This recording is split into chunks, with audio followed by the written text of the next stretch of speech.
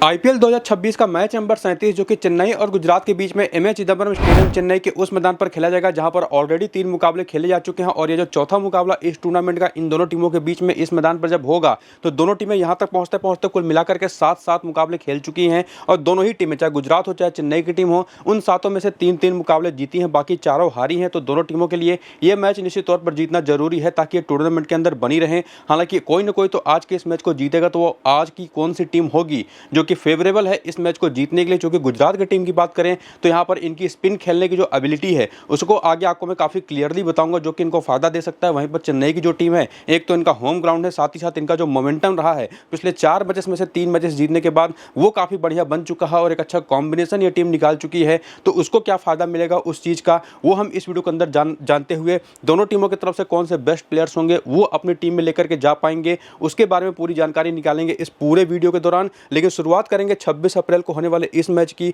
जो कि 3:30 बजे से होगा शाम को, यानी कि एक डे नाइट T20 मुकाबला जहां पर ओस आने के चांसेस तो बिल्कुल खत्म ही हो जाते हैं। हालांकि अभी फिलहाल आईपीएल के दौरान किसी भी मैदान पर ओस आने के चांसेस लगभग खत्म हो ही चुके हैं और वैसे भी ये चूंकि डे नाइट T20 मैच है, शाम को 3:30 बजे से स्टार्ट होगा, जहां पर ओस तो वैसे भी नहीं आनी। और इस मैदान पर जहां पर 3 मुकाबले ऑलरेडी खेले जा चुके हैं और 3 के तीनों मुकाबले शाम को 7:30 बजे से हुए थे और इन तीनों मुकाबले में पहले वाले मैच में चेन्नई की टीम को पंजाब की टीम ने बड़ी आसानी से हरा दिया था और वहां पर भी ओस का कोई हाथ था नहीं। एक्चुअली पंजाब की टीम इतने बेहतरीन फॉर्म में कि किसी भी टीम को हरा दे और एक शानदार बैटिंग पिच वहां पर हमको देखने को मिली थी जो कि सेकंड मैच में भी देखने को मिली। चेन्नई ने यहां पर 212 रन बना दिए 2 विकेट के नुकसान पर और दिल्ली की टीम ने उसको चेज करते हुए 189 रन बनाए और टीम ऑल आउट हो गई। और उसके बाद थर्ड वाले मैच के अंदर चेन्नई की टीम ने इस बार 192 रन बनाए 5 विकेट के नुकसान पर और कोलकाता की टीम उस स्कोर को चेज करते हुए 160 रन ही बना पाई 7 विकेट के नुकसान पर। तो ग्रेजुअली जैसे जैसे टूर्नामेंट आगे बढ़ रहा है इस मैदान पर जैसे जैसे वेयर एंड टेयर क्रिएट हो रहा है पिचेस के ऊपर, वैसे वैसे हमने देखा है कि सेकंड इनिंग की बैटिंग करना वो थोड़ी सी मुश्किल होती चली जा रही है और ना इवन सेकंड इनिंग की बैटिंग करना, बल्कि जैसे जैसे गेंद पुरानी होती है पहली इनिंग की बैटिंग में भी ये चीज हमने इस पूरे टूर्नामेंट के दौरान इस मैदान के तीनों मैचेस में देखा है कि पहली इनिंग के अंदर भी 12वें 13वें ओवर के बाद से जब गेंद पुरानी हो जाती है तो रन बनाने मुश्किल हो जाते हैं, क्योंकि बल्ला जो है बल्ले पर गेंद आने से पहले पिच के ऊपर थोड़ी सी स्टिक करती है और उतने आसानी से बल्ले पर आती नहीं। और इसी वजह से अगर आप देखें तो जो चेन्नई की टीम ने 212 रन यहां पर बनाए थे या 209 रन यहां पर बनाए थे और इवन यहां पर जो 192 रन बनाए थे इनको मिडिल ओवर्स में दिक्कत हुई थी रन बनाने में और सेकंड इनिंग में तो लास्ट के दोनों मैचेस में हुई ही थी दिक्कत जो सेकंड इनिंग में टीम बैटिंग कर रही थी। बस पंजाब की टीम ने यहां पर बड़ी आसानी से स्कोर को चेज कर दिया था। पावर प्ले में कुछ भी होता दिखाई नहीं पड़ा है, पिच के ऊपर से तेज गेंदबाजों के लिए कोई भी हेल्प नहीं है। लेकिन जैसा मैंने को बताया कि मिडिल ओवर्स में थोड़ी से हेल्प रहेगी ऐसे बॉलर्स के लिए जो कटर्स अच्छी फेंकते हैं और साथ ही साथ अच्छी खासी स्लोअर वंस करते हैं। और ऐसे बॉलर कौन है दोनों टीमों के अंदर वो भी जानने की कोशिश करेंगे और उनको फायदा भी मिला है उसका। बाकी ये तो आप पिछले 3 मैचेस के नंबर्स देख रहे हैं, लेकिन पिछले 10 मैचेस में जाकर के देखेंगे तो वहां पर भी 6 बार पहले बैटिंग करने वाली टीमें जीती हैं, जिसमें स्पिन को 37 और पेस को 63 विकेटें मिली हैं। लगभग दोनों इनिंग्स में पेसर्स को बराबर विकेटें मिली हैं। लेकिन वहीं पर अगर आप स्पिनर्स की बात करें तो सेकंड इनिंग में ये हैविली गेम में आते हैं और इन सभी कहानी को खत्म करने के बाद जो सबसे लास्ट पॉइंट बचता है कि शाम के 3:30 बजे का मैच है, तो निश्चित तौर पर दिन के दौरान तो धूप पिच के ऊपर पड़ी ही होगी और दिन के मैचेस में ऐसा होता भी है जनरली कि पहले बैटिंग करना ही इस मैदान पर ज़्यादा सूटेबल होता है, क्योंकि सेकंड इनिंग में स्पिनर्स यहाँ पर हैविली गेम में आएंगे, वो रन आपको बनाने देंगे नहीं और स्लोअर वंस तो तेज गेंदबाजों की होगी वो तो और भी परेशान इनको करेगी। तो जो भी पिच को लेकर के अपडेट होगा जिसमें सबसे जरूरी चीज़ ये देखनी होगी कि आज की इस मैच में जो पिच मिलेगी वो यूज्ड है या फ्रेश है, वो काफ़ी हद तक मैच को फिक्स कर देगी कि कौन सी टीम आज के इस मैच को जीतने वाली है। टॉस के बाद वो सारी इन्फॉर्मेशन आपको मैं अपने टेलीग्राम और व्हाट्सअप चैनल पर देने वाला हूँ। नीचे डिस्क्रिप्शन में और कमेंट बॉक्स में जो पिन किया हुआ कमेंट है दोनों जगहों पर आपको मैंने टेलीग्राम का भी और व्हाट्सअप चैनल का भी लिंक दे रखा है, क्लिक करके ज्वाइन कर लीजिए। वहीं पर आपको अपनी फाइनल टीम भी दे दूंगा, तो जल्दी से जाइए और अपडेट रहने के लिए ज्वाइन करके टेलीग्राम और व्हाट्सअप पर एक्टिव हो जाइएगा टॉस के बाद। और फिलहाल आगे आकर के देखिए जो विजिटिंग टीम है गुजरात की, उनका जो लाइनअप 12 प्लेयरों का रहेगा, क्योंकि आपको पता है एक प्लेयर इंपैक्ट प्लेयर के तौर पर सब्स्टिट्यूट होकर के आता है। पिछले मैच पर राहुल तेवतिया और प्रसिद्ध कृष्णा एक दूसरे के जहां पर सब्स्टिट्यूट हुए थे और बाकी बॉलिंग तो इनके काफ़ी हद तक पूरे टूर्नामेंट में सिमिलर खेली थी, लेकिन पिछले मैच में उन्होंने कुछ चेंजेस किए। मानव सुधार को लेकर के आए, एक लेफ्ट आर्म ऑर्थोडॉक्स बॉलर के तौर पर अशोक शर्मा को बाहर किया और बाकी शाहरुख खान तो पहले से हैं, राशिद खान पहले से हैं, सिराज कागिसो रबाडा प्रसिद्ध कृष्णा पहले से ही खेल रहे हैं। और बाकी बैटिंग में देखेंगे तो उन्होंने एक और चेंज किया, ग्लेन फिलिप्स को बाहर करके जेसन होल्डर को लेकर के आए और इस काम ने इनके लिए काम तो किया इस चेंज ने। हालांकि मैच ये टीम नहीं जीत पाई, लेकिन स्टिल जेसन होल्डर ने अपना काम किया, बॉलिंग से थोड़ा सा कम लेकिन बैटिंग से पूरा काम किया। 10 गेंद पर 23 नाबाद की शानदार पारी खेल करके और बाकी की बैटिंग ऑर्डर वो तो सिमिलर ही रहेगी। बाकी बेंच पर इनके इनके पास जो ऑप्शन है उसमें आपको मैं बता दूं कि टॉम बेंटन टूर्नामेंट से बाहर हो चुके हैं। कॉनर ईस्टरहुइजन को ये टीम लेकर के आई है एज ए रिप्लेसमेंट। बाकी इनके पास जो बॉलिंग पिछले मैच में हुई थी वो आप यहाँ पर देख सकते हैं कि सिराज ने पहला, तीसरा, पांचवा यानी कि पावर प्ले में ही तीनों ओवर कर दिए थे।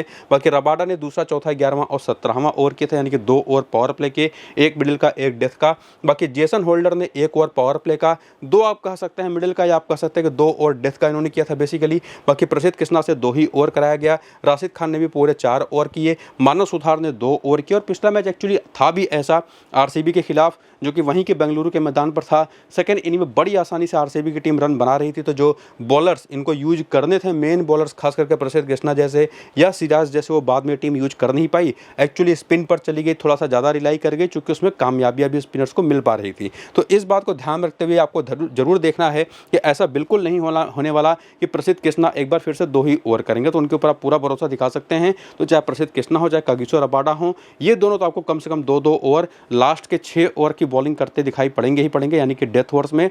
और बाकी रबाडा तो आपको पावर प्ले में भी दिखाई पड़ेंगे। और बाकी जो बॉलर्स उनके बारे में आपको मैंने बता ही दिया।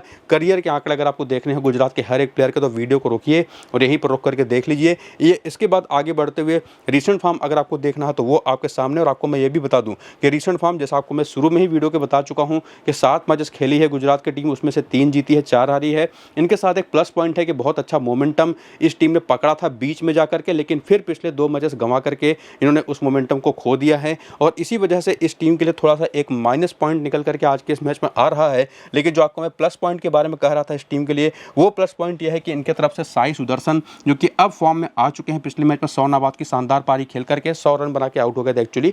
और ये जो 100 रन इन्होंने बनाए थे बेंगलुरु के मैदान पर, अब ये आ चुके हैं अपने ओरिजिनल होम ग्राउंड पर चेन्नई में। तो यहाँ पर ये क्या कर सकते हैं आप बिल्कुल अंदाजा लगा सकते हैं। बाकी शुभमन गिल ये फॉर्म में जरूर रहे हैं, थोड़ा सा स्ट्राइक रेट का इनका इशू रहा है पूरे टूर्नामेंट के अंदर, लेकिन फिर भी ठीक ठाक रन बना करके दे रहे हैं। बाकी बटलर ये भी शुरू में उतने अच्छे फॉर्म में दिखाई नहीं पड़े थे, फिर बीच में फॉर्म में वापसी करी, फिर पिछले 2-3 मैच से कुछ खास कमाल कर नहीं पाए हैं। लेकिन ये बात आप कह सकते हैं कि इनके जो टॉप ऑर्डर के तीनों बैटर्स हैं यही बेस्ट होंगे, जिसमें चौथे बैटर तो आ जाते हैं सुंदर। और इस वजह से आपके लिए बहुत इंपॉर्टेंट हो जाएंगे कि दूसरे प्लेयर हैं इस टीम के अंदर साई सुदर्शन के अलावा, जो कि अपने होम ग्राउंड में खेलेंगे। और इस मैदान पर इनके जो नंबर्स हैं वो भी आप आगे देखेंगे, इतने इंटरेस्टिंग है कि आप बिल्कुल डिसीजन ले पाएंगे, लेना है या छोड़ देना है, तो उसको आगे जरूर देखिएगा। बाकी जेसन होल्डर जिस तरीके की 23 रन की नाबाद पारी पिछले मैच में खेली, बॉलिंग में बहुत ज़्यादा इन्होंने कंटेन नहीं किया सामने की बैटिंग को, लेकिन फिर भी 1 विकेट लेकर के गए और ये निश्चित तौर पर बहुत इंपॉर्टेंट प्लेयर बन जाते हैं इसी वजह से। बाकी शाहरुख खान, राहुल तिवतिया, इनके वो रोल है ही नहीं कि आप इनको फैंटेसी टीम में लेके जाएं।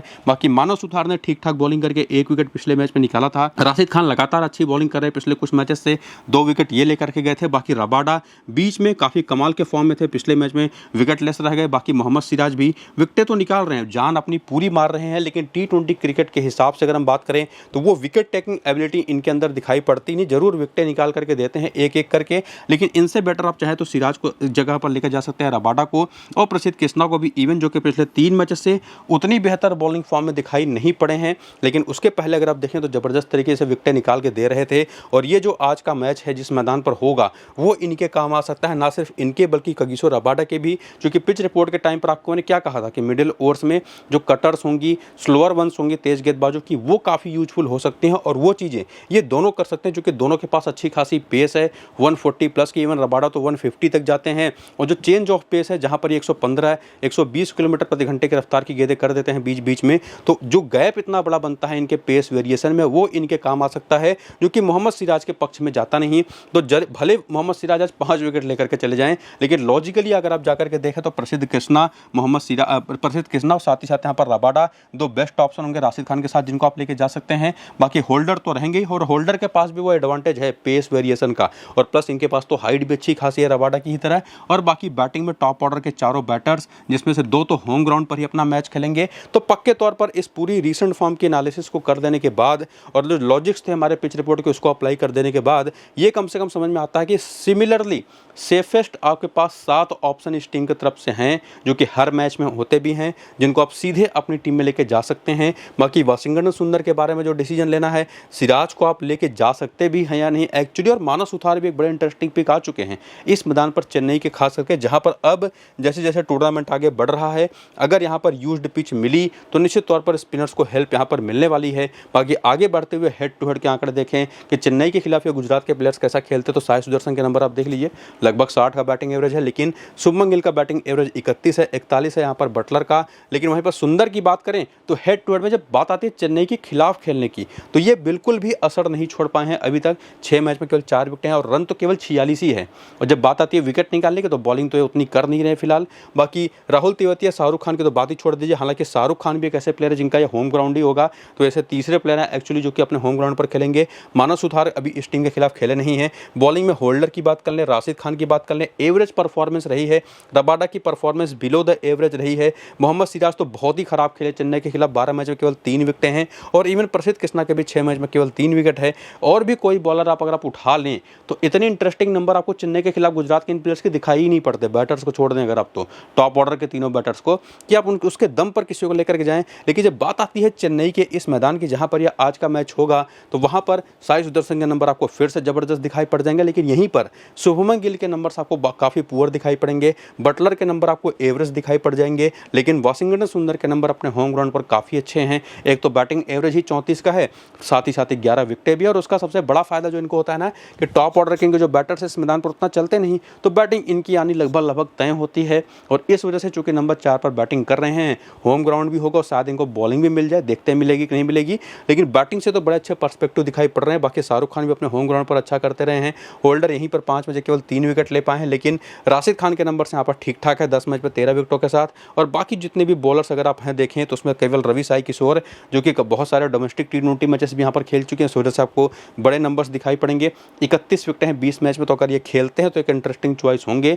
लेकिन ये बात पक्की है कि गुजरात की ये टीम, जिसके पास कम से कम 3 से 4 प्लेयर हैं जो कि यहीं के हैं, लोकल प्लेयर हैं बेसिकली चेन्नई के या तमिलनाडु के, तो वो उसके दम पर काफ़ी हद तक ये मैच बना तो सकती है। लेकिन इंटरेस्टिंग नंबर्स उतने हैं नहीं हेड टू हेड में चेन्नई के खिलाफ कि उसके वजह से आप ये कह पाएँ कि डोमिनेट कर सकती है। हालांकि चेन्नई की टीम के हालात भी रिसेंट टाइम में उतने अच्छे नहीं रहे हैं, तो शायद एक बार फिर से गुजरात की टीम पलटवार कर पाए। लेकिन जब प्लेयर बैटल के आंकड़े आप देखने आते हैं तो गिल, साई सुदर्शन और बटलर, और इवन चाहे कोई भी गुजरात का बैटर आप उठा लें, 1-2 प्लेयरों को छोड़ दे, तो गुजरात की जो टीम है, पिच रिपोर्ट के ही टाइम पर आपको मैंने कहा था ना कि इनके पास एक एडवांटेज, इवन पिच रिपोर्ट के पहले ही, जो आपको मैंने शुरुआत में ही कह दिया था वीडियो शुरू करते टाइम पर ही, कि इनके पास एक एडवांटेज है, वो है स्पिन को खेलने की एबिलिटी, जो कि इस पूरे IPL में जो 10 की 10 टीमें हैं उसमें से बेस्ट टीम ये है जो कि स्पिन को खेलती है बेहतरीन।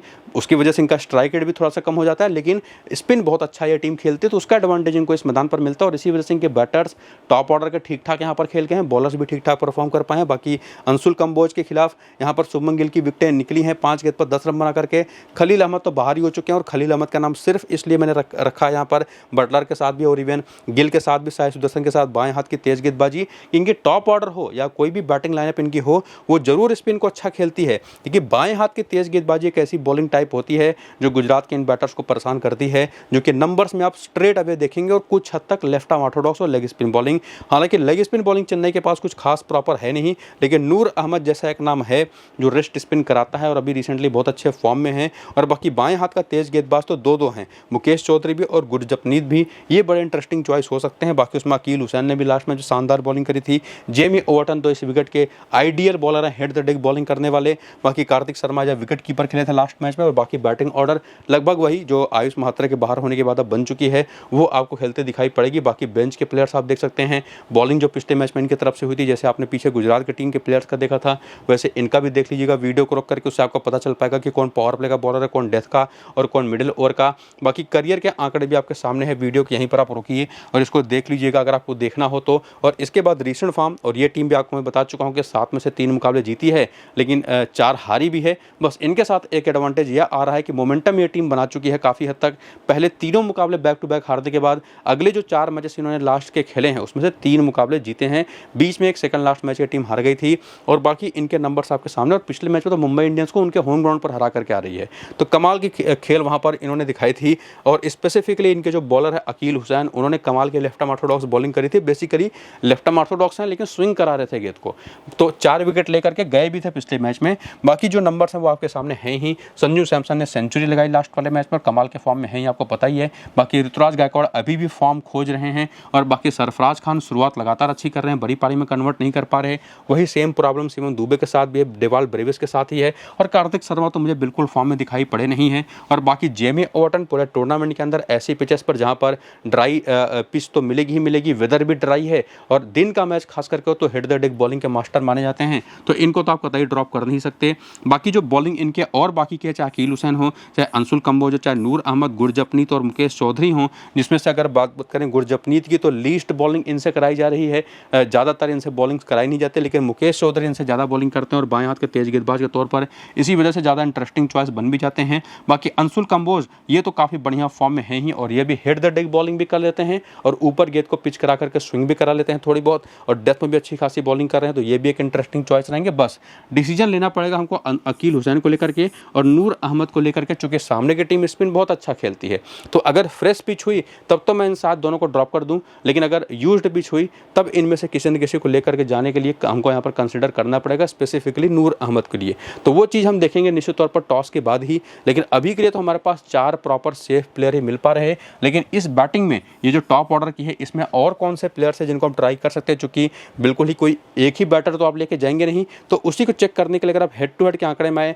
तो सैमसन के नंबर्स तो बढ़िया हैं ही सामने वाले गुजरात के खिलाफ, लेकिन गायकवाड़ के नंबर्स बहुत ही कमाल के हैं, 50 का एवरेज है। इवन सरफराज के एक मैच में 30 रन है, डिवाल ब्रेविस के 2 मैच में 103 रन है, लेकिन दुबे नहीं चले हैं। बाकी एक मैचेस खेल करके 3-3 विकेट हैं नूर अहमद और अंशुल कंबोज के, तो इसी वजह से नूर अहमद को आपको मैं पीछे कह भी रहा था कि अगर यूज्ड पिच होगी तो बड़े इंटरेस्टिंग चॉइस होंगे, और अगर फ्रेश पिच भी हुई तो सेकंड इनिंग की बॉलिंग में काफ़ी शानदार पिक होंगे। और उसके बाद अगर हम बात करें तो मुकेश चौधरी 2 मैच खेल करके 1 विकेट है, आकाश मडवाल शामिल किए गए, अगर आपको पता हो तो ये इनको लेकर के आए हैं रिप्लेसमेंट के तौर पर, हालांकि इनकी तरफ से 2-3 प्लेयर बाहर हुए हैं, चाहे वो खलील हों चाहे आयुष महात्रे हों, तो उसकी जगह पर एक प्लेयर अभी फिलहाल लेकर के आए हैं आकाश मडवाल को, जो पहले मुंबई के लिए खेलते थे और मुंबई के लिए ही खेलते हुए गुजरात के खिलाफ इनकी ये परफॉर्मेंसेज आई हैं, तो ये एक बड़े इंटरेस्टिंग चॉइस हो सकते हैं। बाकी आगे बढ़ते हुए वेन्यू के भी नंबर्स देखें, चूंकि अपने होम ग्राउंड पर ये टीम खेलेगी, तो यहाँ पर ना सिर्फ हेड टू हेड में बल्कि इस मैदान पर भी गायकवाड़ के नंबर्स बहुत ही अच्छे हैं। बाकी इवन सरफराज भी यहाँ पर ठीक ठाक खेल पाए हैं, ब्रेविस और दुबे के नंबर्स भी यहाँ पर अच्छे हैं, तो अपने होम ग्राउंड पर तो अच्छा टीम करती है। बॉलिंग में ज़्यादा कुछ इंटरेस्टिंग आपको दिखाई पड़ेगा नहीं, लेकिन काफ़ी सारी चीज़ें आप समझ चुके हैं कि कौन से बॉलर इंपॉर्टेंट होंगे। एक तो जेमी ओवर्टन, दूसरे अंशुल कंबोज, और चाहे तो मुकेश चौधरी भी, ये इंटरेस्टिंग रहेंगे। लेकिन मुकेश चौधरी को लेकर के आपको मैं क्लियरली बता दूं कि फ्रेश पिच के एक अच्छे ऑप्शन ये होंगे, वरना यूज्ड पिच है तो आपके पास नूर अहमद है, या सेकंड इनिंग की बॉलिंग है तो नूर अहमद हैं जिनको आप लेके जा सकते हैं। बाकी बैटिंग में एक बात तो आप क्लियर हो ही रही है कि सैमसन के साथ गायकवाड़ को भी आप डिफरेंशियल प्लेयर के तौर पर रखिए, बाकी या तो दुबे या तो डिवाल ब्रेविस में से कोई एक ऑप्शन आप ट्राई करिए, ये काफ़ी फेवरेबल रहेगा। लेकिन जो एडवांटेज हमारे पास दिखाई पड़ी थी इस पिच को लेकर के, जैसी बॉलिंग एडवांटेज है गुजरात के पास, उससे क्लियरली हमको समझ में आ रहा है कि वो टीम कम से कम बॉलिंग पर्सपेक्टिव में तो आगे निकलती हुई दिखाई पड़ रही है। बाकी प्लेयर बैटल देखने जाएं तो रबाडा जैसे बॉलर, वही हाइट वाले बॉलर जो गेंद को हिट द डेक बॉल करेंगे, बाउंस अच्छी निकाल पाएंगे, चेंज ऑफ पेस अच्छी करेंगे, वो इन बैटर्स को परेशान करते हैं, जिसमें राशिद खान भी आ जाते हैं, left Orthodox type of bowling भी आ जाती है, लेग स्पिन भी आ जाती है, सिराज और रबाडा भी आ जाते हैं, ये इनको परेशान करेंगे। बाकी महात्रे तो बाहर ही हो चुके हैं, लेकिन ब्रेविस और जेमी ओवर्टन के खिलाफ भी अगर आप देखें तो जो लोअर ऑर्डर के बैटर होंगे वो प्रसिद्ध कृष्णा के खिलाफ उनका बैटल आपको दिखाई पड़ेगा, और उसका वही रीजन है जो आपको मैं पूरे वीडियो के दौरान लगातार समझाता रहा हूं। तो इस पूरे वीडियो को शुरू से अंत तक जरूर देखिएगा, यह बहुत जरूरी है, वहीं से आपका एक पर्सपेक्टिव बन पाएगा टीम में प्लेयर्स के सिलेक्शन को लेकर के, और वो जो पर्सपेक्टिव बन पाएगा वो फाइनलाइज हो पाएगा टॉस के बाद, जब आप पिच के बारे में जान जाएंगे कि पिच कैसी है, जिसकी रीजनिंग पूरे वीडियो के दौरान आपको मैंने समझाई है। तो नीचे वीडियो के डिस्क्रिप्शन में पिन कमेंट पर जो लिंक है टेलीग्राम और व्हाट्सएप का, क्लिक करके ज्वाइन हो जाइए, वहीं पर आपको पिच के बारे में और साथ ही साथ अपने फाइनल टीम के बारे में सारी फाइनल इन्फॉर्मेशन आपको मैं दूंगा। फिलहाल ये वीडियो यहीं पर होता है कंप्लीट, चलते हैं, नमस्कार।